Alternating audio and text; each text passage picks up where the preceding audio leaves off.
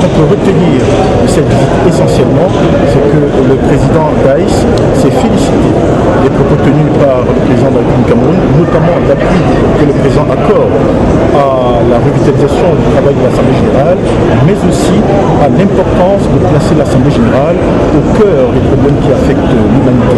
C'est ainsi qu'ils ont discuté de la nécessité de construire des ponts pour qu'il y ait plus d'inclusivité entre toutes les nations, qu'elles soient riches, pauvres, puissantes ou improbables. En plus, les deux présidents ont parlé des objectifs préliminaires du développement.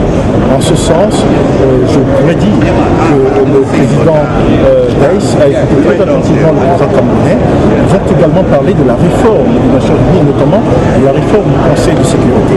À cet égard, le président camerounais a exprimé la position africaine sur le fait que le continent africain n'est pas représenté au sein du Conseil de sécurité et que cette réforme doit pas tenir compte de cette carence. Ce qui a été fort apprécié par le président qui continue à travailler à ce sens. Actuellement, il y a un rapport qui est encore en cours d'élaboration, mais un premier rapport a déjà été soumis par celui qui est le président de la négociation intergouvernementale. Et je crois que les vues du président Biya et celles du président Daïs se sont parfaitement rencontrées sur un certain nombre de sujets importants. Je peux aussi dire que le président Biya a invité le président Daïs à visiter le Cameroun.